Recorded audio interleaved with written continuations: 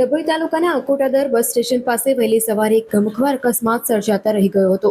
છોટાઉદેપુરથી સૌરાષ્ટ્ર તરફ જઈ રહેલી એક ઓવરલોડ ઇકો કાર એકાએક રોડ સાઈડના ખાડામાં પલટી ખાઈ ગઈ હતી. સદનસીબે કારમાં સવાર 7 લોકોને માત્ર સામાન્ય ઈજાઓ પહોંચતા મોટી જાનહાનિ ટળી હતી. તમામનો આબાદ બચાવ થયો હતો.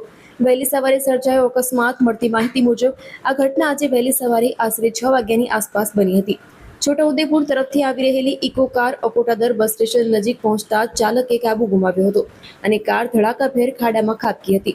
વહેલી સવારે અકસ્માત થતાં જ માર્ગ પરથી પસાર થતા અન્ય વાહન ચાલકો અને સ્થાનિક લોકો તાત્કાલિક મદદ માટે દોડી આવ્યા હતા. લોકોએ ભારે જહેમત બાદ ઇકો કારમાં ફસાયેલા મુસાફરોને બહાર કાઢ્યા હતા.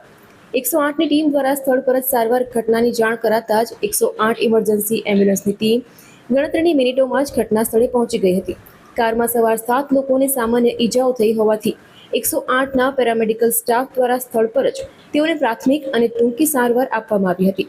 સારવાર બાદ તમામ મુસાફરોને રજા આપી દેવામાં આવી હતી અને તેઓ અન્ય વાહન મારફતે આગળ રવાના થયા હતા. છત પર સાયકલો અને દુનિયાભરનો સામાન. ઓવરલોડિંગ બન્યું અકસ્માતનું કારણ.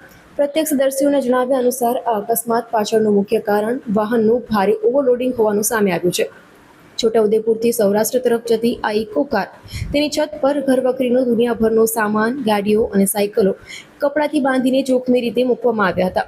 ક્ષમતા કરતાં વધુ વજન અને ઉપર ભારે સામાન હોવાના કારણે વહેલી સવારે કારનું સંતુલન બગડ્યું હતું.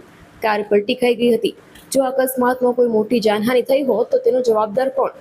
પ્રવાસીઓનો જીવ જોખમમાં મૂકનાર આવા ચાલકોની સામે કડક પગલાં ક્યારે ભરાશે? પોલીસના એક્શન પ્લાન સામે જનતાની નજર. છોટાઉદેપુર, અલીરાજપુર અને આસપાસના વિસ્તારોમાંથી રોજગારી અર્થે સૌરાષ્ટ્ર તરફ જતી આવતી અનેક ખાનગી ગાડીઓ નિયમોનું સરેઆમ ઉલ્લંઘન કરી દોડી રહી છે. મુસાફરોની સલામતીને નેવે મૂકીને દોડતા આવા ઓવરલોડ વાહનો સામે વડોદરા જિલ્લા પોલીસ અને આરટીઓ તંત્ર દ્વારા કેવા પ્રકારનો એક્શન પ્લાન તૈયાર કરવામાં આવે છે અને આવી જોખમી મુસાફરી પર ક્યારે અંકુશ મેળવવામાં આવે છે તે હવે જોવું રહ્યું.